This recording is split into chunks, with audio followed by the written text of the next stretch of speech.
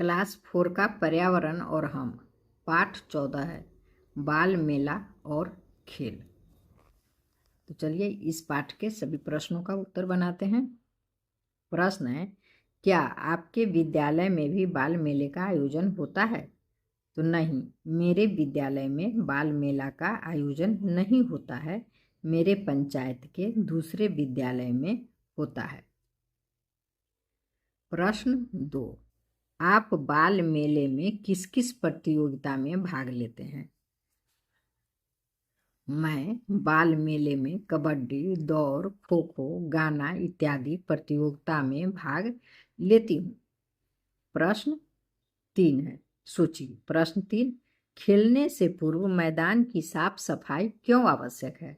तो लिखेंगे, खेलने से पूर्व मैदान की साफ सफाई आवश्यक है क्योंकि खेलने में बच्चों का मन लगे और आगंतुकों के दिमाग पर अच्छा प्रभाव पड़े।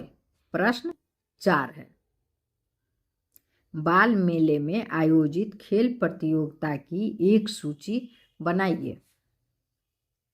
तो खेल प्रतियोगिता की सूची है लंबी दौड़, पहले इसको लिख देंगे यहाँ से। खेल प्रतियोगिता की एक सूची है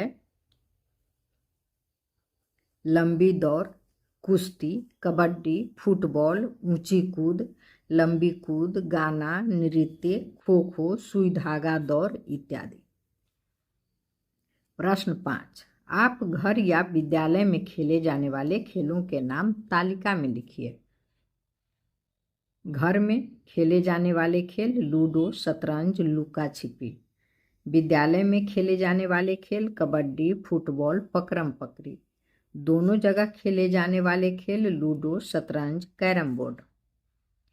प्रश्न 6, कुछ ऐसे खेल जो आपको पसंद है उसके बारे में नीचे दी गई तालिका में लिखिए। खेल का नाम है शतरंज, गोटी गोटी, लूडो। खेल के दौरान प्रयोग होने वाली सामग्री शतरंज बोर्ड और मोहरे, गिट्टी, बोर्ड और गोटी। खिलाड़ियों की संख्या 2, उसके बाद है इच्छानुसार और 2 से 4 तक। खेलने में लगने वाला समय, तो शतरंज में लगने वाला समय कोई निश्चित नहीं होता है। गोटी गोटी बच्चे इच्छानुसार खेलते हैं। लूडो कम से कम आधा घंटा लगेगा। कहाँ खेला जाता है? तो शतरंज घर और विद्यालय दोनों जगह, गोटी गोटी घर और विद्यालय दोनों जगह, लूडो घर और विद्यालय दोनों जगह खेल सकते हैं। प्रश्न 7 है, आप अपनी पसंद के किसी एक खेल के बारे में बताइए और उसके क्या क्या नियम हैं। तो लिखेंगे, मेरी पसंद की खेल छुपम छुपाई है।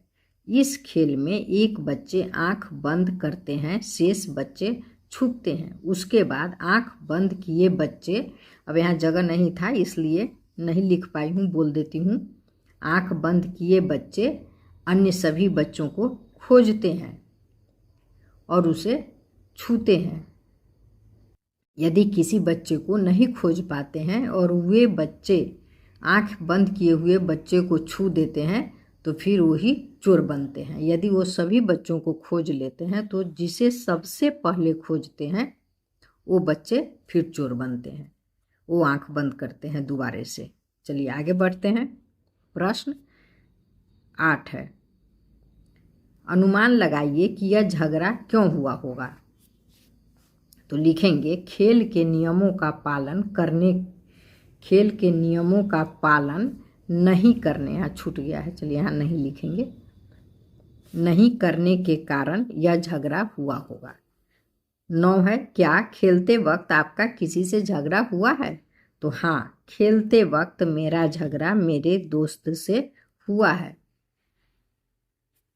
अगला प्रश्न है 10, अक्सर खेलते वक्त किस बात को लेकर झगड़ा होता है? तो अक्सर खेलते वक्त खेल नियम का उल्लंघन करने पर झगड़ा होता है। अगला प्रश्न है,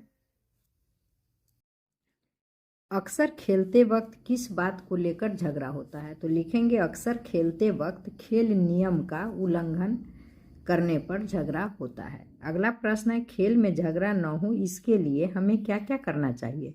तो लिखेंगे, खेल में झगड़ा न हो इसके लिए हमें एक निर्णायक को रखना चाहिए। निर्णायक की बात सबको माननी चाहिए।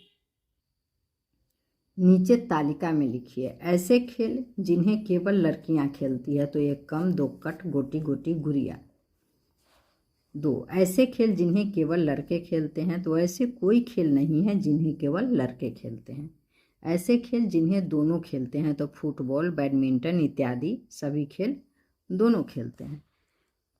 अगला प्रश्न है, क्या लड़कों के लिए अलग और लड़कियों के लिए अलग खेल होने चाहिए? कारण भी बताइए। तो लड़कों और लड़कियों के अलावा खेल नहीं होने चाहिए क्योंकि दोनों समान हैं।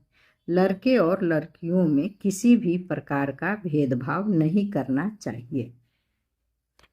क्या सभी खेलों को लड़के एवं लड़कियां दोनों खेल सकते हैं? अपने विचार लिखिए। तो हाँ, सभी खेलों को लड़के एवं लड़कियां दोनों खेल सकते हैं। मेरे विचार से दोनों का समूह अलग अलग होना चाहिए। धन्यवाद। फिर मिलेंगे अगले चैप्टर के साथ।